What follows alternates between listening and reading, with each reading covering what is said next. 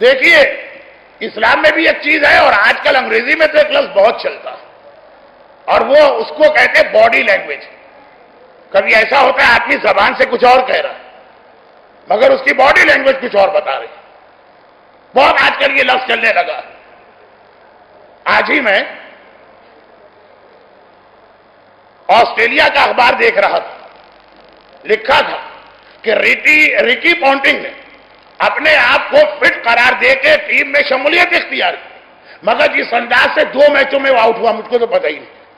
یہ ریکی پونٹنگ کسی آدمی کا نام ہے کہ کسی گھوڑے کا نام ہے کہ کسی شراب کا نام ہے کہ کسی کباب کا نام ہے؟ الفاظ جو میں نے پڑھے وہ میں بتا رہا ہوں۔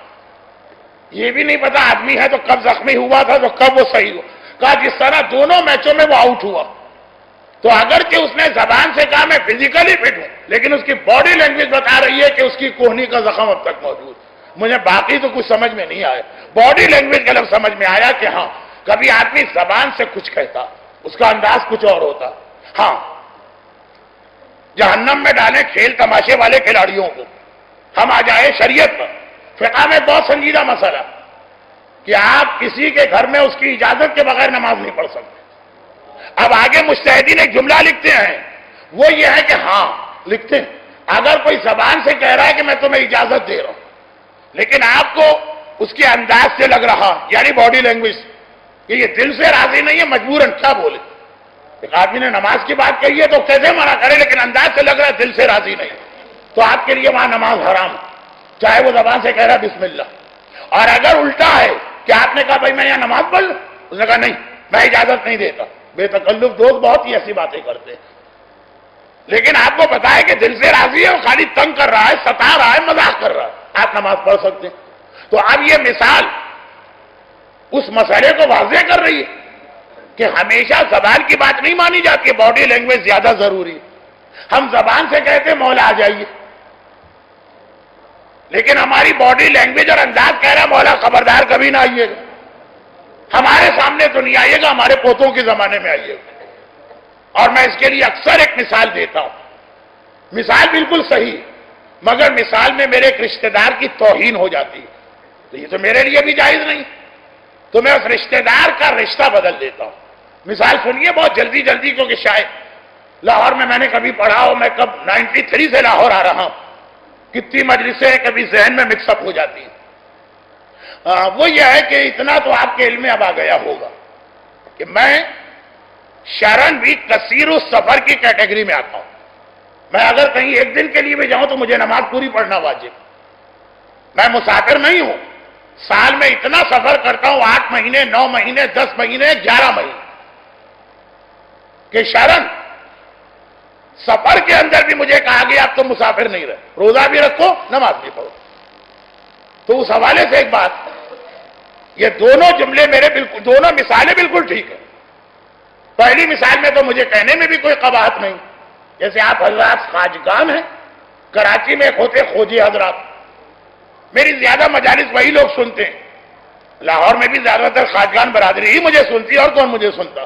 ایک آدھ کوئی اور ایسا بدقسمت ہوتا ہوگا نہیں، بہرحال تو خلاصہ یہ ہے کہ آئے میرے پاس ایک مومن، کہا مولانا میری بیٹی کی شادی ہے اور میں آپ کے پاس اس کا مشورہ لینے آیا ہوں۔ بیٹے کی شادی اور مشورہ، یا تو مطلب ہوتا ہے کہ استخارہ دیکھ دیجئے، میں اس لائن کا آدمی نہیں، یا تاریخیں بتا دیجئے، وہ بھی میری فیلڈ نہیں ہے، کیونکہ یہ بہت اہم مسئلہ ہے کہ تاریخ بری نہیں ہونی چاہیے۔ لوگ بہت جنتریا منتریا اٹھاتے ہیں، اور پھر آج کل لاہور بھی بڑا شہر ہے، وہاں بھی یہ مسئلہ ہوگا۔ کراچی میں ایک مسئلہ یہ بھی ہے کہ تاریخ اچھی نکل آئی، لیکن اچھی تاریخ کو شادی کے ہال خالی نہیں ملتے، 6 مہینے 9 مہینے 2 سال، اچھے ہال میں 4 سال کی بکنگ ہے ایڈوانس۔ ہم جاتے کہتے 4 سال کے بعد شادی کیجیے گا تو ہمارا ہال ملے گا۔ تو اب یہی ساری چیزیں لوگ ڈسکس کرنے آتے ہیں۔ میں نے کہا بتائیے کیا مسئلہ؟ کہنے لگے کہ میری بیٹی کو بہت اچھا ایک رشتہ آ گیا اور بس دل چاہتا ہے کہ شادی کروں اور اس رشتے کو ہاتھ سے جانے نہ دوں۔ میں نے کہا مبارک۔ کہا آیا اس لیے ہوں کہ آپ اپنی ڈائری دیکھیے کہ پورے سال کون سی تاریخ ایسی ہے کہ جب آپ کراچی میں ہوں گے۔ میں نے کہا آپ جا کے ہال کا بکنگ رجسٹر دیکھیے یا جنتری دیکھیے۔ کہا نہیں، اتنے احسانات ہیں آپ کے میرے اوپر. یہ نہ کہیے گا کہ مولانا مثال کے نام سے اپنا پروپیگنڈا کر رہے، ان کے جملے نقل کر رہا ہوں. کہ اتنے احسانات آپ نے میری زندگی بدل دی، میرے گھر کی زندگی بدل دی. میری یہ بچی جو ہے شروع سے ہم نے اس کو آپ کے بتائے ہوئے اصولوں سے پالا، بڑی اچھی ہے. اور یہ بہرحال چھوڑیے بات. خلاصہ یہ ہے کہ میرا دل نہیں مانتا کہ میری بیٹی رخصت ہو اور آپ وہاں نہ ہو. میں چاہتا ہوں کہ یہ آپ کی دعاؤں کے سائے تلے رخصت. مجھے نہ ہال دیکھنا ہے نہ تاریخیں دیکھنا. آپ کی ڈائری میں جس تاریخ کو آپ کراچی میں خالی ہوں شادی اسی دن رکھی جائے. میں نے کہا اگر نہ ملا ہال کام گھر کے اندر چھوٹا سا نکاح کر کے ریسپشن وغیرہ بعد میں کر لیں. نکاح کے موقع پہ آپ کا وجود ضروری. اس انداز سے بات کر رہے تھے کہ اگر میں اس دن مصروف بھی ہوتا تو ذرا ایڈجسٹمنٹ کر کے سفر کو مختصر کر کے تاریخ کو ڈیلے کر کے ان کے لیے ضرور وقت نکالتا. اتنے خلوص، اتنی محبت، جبکہ میرا ان کا کوئی رشتہ نہیں. میں نے وہ جو کہا نا کہ وہ کھوجے تھے وہ اس لیے کہ ہم لوگ اردو بولنے والے، وہ گجراتی بولنے والے. وہ جو ایک لفظ پنجاب میں بہت پوچھا جاتا، مولانا آپ کہاں کے؟ ہم نے کہا کراچی. پیچھے کہاں کے؟ تو ہم مڑ کے دیکھتے ہیں پیچھے. پیچھے تو کہیں یہیں کہیں کا ہوگا. نہیں مولانا پیچھے سے مطلب ہے آپ کے بزرگ کہاں سے آئے تھے. یہ اب پتا چلا کہ پیچھے کا یہ مطلب ہوتا. ہم تو کچھ اور سمجھتے تھے. تو ہم نے کہا کہ جی پیچھے ہم یو پی کے ہیں، اور جو خوجی حضرات ہمارے ہیں وہ پیچھے بمبئی یا گجرات کے. یو پی سے گجرات کتنا 4 گھنٹے کی تو فلائٹ ہے.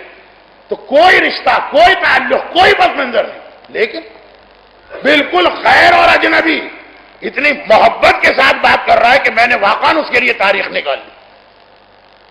6 مجلسیں پڑھنا تھی، وہاں 5 کی. جہاں آج سے مجلس شروع کرنا تھی معذرت کر کے اگلے دن سے شروع. دوسری جانب میری بہن، بڑی بہن، ان کی بیٹی جوان ہوئی، اس کی بھی شادی ہونا تھی، وہ بھی آئی میرے پاس. اور یہ پیغام دیتے ہوئے کہ بھائی مبارک ہو، تمہاری بھانجی کا بہت اچھا رشتہ آیا، لیکن دعوت مجھے دے رہی ہے کارڈ. عجیب جملے کے ساتھ. اب ان بہن کا مسئلہ سمجھیے. وہ بہن کراچی کے عام ماحول کی. اب ان کے لیے مسئلہ ہے کہ اگر مجھے نہ بلائیں تو شادی میں آنے والا ہر مہمان، کیونکہ خاندان کی حد تک میں بات کر رہا ہوں، سب سے زیادہ میری ہی شہرت. ہر ایک پوچھے گا بھائی مولانا نہیں آئے، مولانا ہے کہ نہیں، کیوں نہیں آئے، کتنے بجے آئیں گے. اب ہر رشتہ دار پوچھے گا. میں بھی خاندان کا ایک فرد، کیا کیا جواب دیں گے لوگوں. اور اگر بلا لیں تو بقول ان کے کہ شادی کا سارا مزہ ختم ہو جائے گا. یہ آئیں گے تو یہ یہاں بھی اپنی تبلیغ شروع کر دیں گے. سب سے پہلا کام کریں گے ویڈیو ریکارڈ کرنے والے کو اٹھا کے باہر پھینکیں گے. شرعاً اجازت نہیں ہے کہ ویڈیو ریکارڈ کرنے والا عورتوں میں جائے. یہاں ہمارے یہاں ویڈیو ریکارڈر جو ہے وہ عورتوں کا سب سے بڑا محرم مانا جاتا ہے. اسے اجازت ہے کیمرہ لے کے عورتوں میں غصہ چلا جا رہا ہے، نہ کوئی روکتا ہے نہ کوئی ٹوکتا. وہ پہلی پابندی یہ لگائیں گے.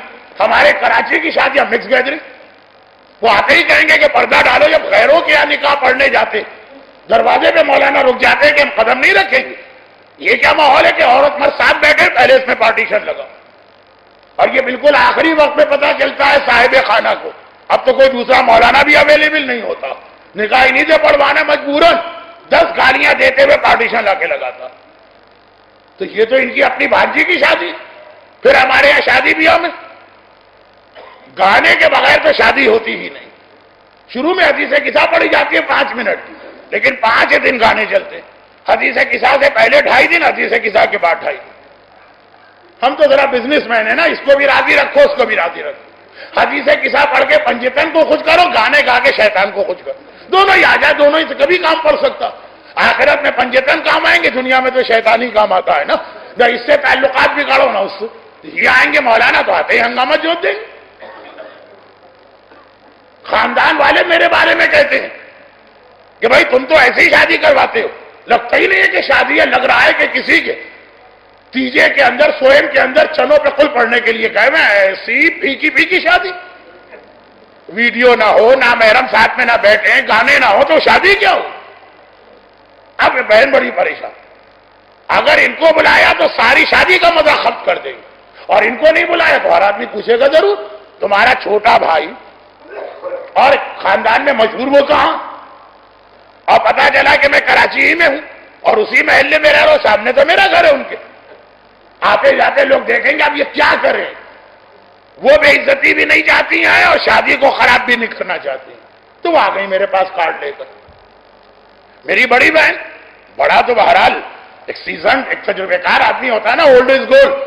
کہا کہ بھائی یہ دیکھو تمہاری بھانجی کی شادی، بڑا اچھا رشتہ ہے، تمہیں بھی مبارک ہو، بھانجی بیٹی کی طرح ہوتی اور یہ کھلا دن شادی. دل بہت چاہتا ہے تم آؤ، لیکن مجھے پتا ہے تم بہت مصروف ہو اور دینی کاموں میں مصروف ہو. تمہاری تبلیغ ماشاءاللہ. میں دل میں حیران کہ ہمیشہ میری تبلیغ پہ مجھے گالی دینے والی بہن آج یہ میری تبلیغ پہ تعریف کیوں کر رہی. بھائی کہیں پہ کوئی دعوت آئے، کوئی تمہیں بلائے، کوئی مجلس ہو، کوئی درس، میرا خیال نہ کرنا، میں برا نہیں مانوں گی. یہ میں سوچنا کہ بھانجی کی شادی چھوڑ کے کیسے جاؤں. چلے جانا، تم جہاں بھی ہوگے وہاں سے دعائیں بھیجنا، ہمیں تمہاری دعائیں چاہیے. آؤ نہ آؤ اس سے فرق نہیں پڑتا ہے، وہ بہت نیکی کا کام تم کر رہے ہو. دنیا کے کسی علاقے سے، صحرائے گوبی یا صحرائے افریقہ سے بھی کوئی بلائے تو منع مت کرنا. مجھے اتنی کوئی فکر نہیں ہے کہ اپنی خاطر تمہاری تبلیغ کے راستے میں رکاوٹ بنوں. 50 دفعہ تو انہوں نے کہا چلے جانا چلے جانا چلے جانا، کوئی بلائے چلے جانا.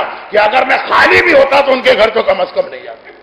کارڈ دے رہی، بعد میں اگر میں شکوہ کروں تو 50 خاندان والوں کے سامنے بیٹھ کے کہیں جھوٹ بول رہا میرا بھائی، میں نے کارڈ دیا، میں نے بلایا تھا. لیکن بلایا 3 دفعہ تھا اور 300 دفعہ کا چلے جانا چلے جانا چلے جانا، کوئی بلائے کہیں بلا. کیا میں اتنا سمجھدار نہیں ہوں کہ یہ دعوت کس طرح کی دی جا رہی؟ وہ غیر ہے، اجنبی ہے، اس سے میرا کوئی تعلق نہیں. حتیٰ ہم دونوں کی زبان بھی مشترک نہیں ہے پاکستان میں رہنے کے باوجود. اس کی خاطر میں نے اپنے پروگرام بدلے اور اس کی شادی میں گیا، اتنے خلوص سے بلایا. اور یہ بہن ہے، سگی بھانجی ہے، اور اس انداز سے بلایا کہ میں اس دن خالی بھی بیٹھا تھا گھر میں، ان کے یہاں نہیں آیا.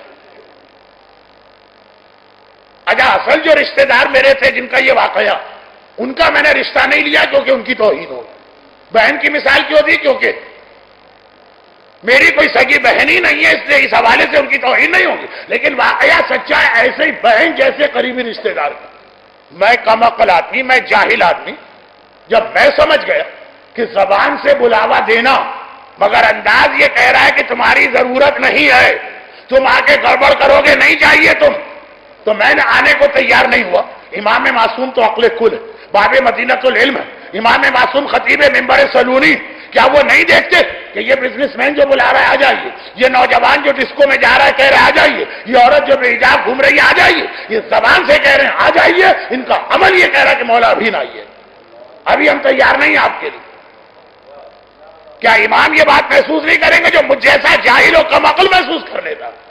یہی وجہ ہے کہ ہم جل اللہ کہتے کہتے گلا سوکھ جاتا، آواز بیٹھ جاتی ہے، زبان گھس جاتی ہے، امام نہیں آتے.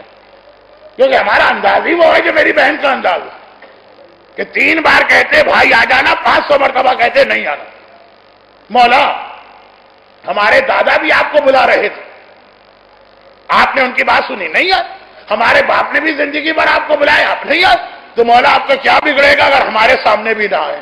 یہ ہماری مکس گیدرنگ ہم سے نہیں چھوٹ رہی، یہ بے حجابی ہم سے نہیں چھوٹ رہی، یہ گانے بجانے کا شوق ہم سے نہیں چھوٹ رہا، یہ نمازیں ہم سے نہیں پڑھی جا رہی ہیں، یہ بزنس پارٹنر کا حق ہم کو نہیں دیا جا رہا، یہ دکان پہ بیٹھ کے حرام و حلال کا خیال ہم سے نہیں رکھا جا رہا. اور وہ امام آئے گا کیوں؟ آئینہ طالب دم المقتول بے کربلا، اصل میں وہ کربلا کا انتقام لینے آئے گا. لیکن بکری نے بکری کو سینگ مارا تو اس کا بدلہ بھی بولے گا.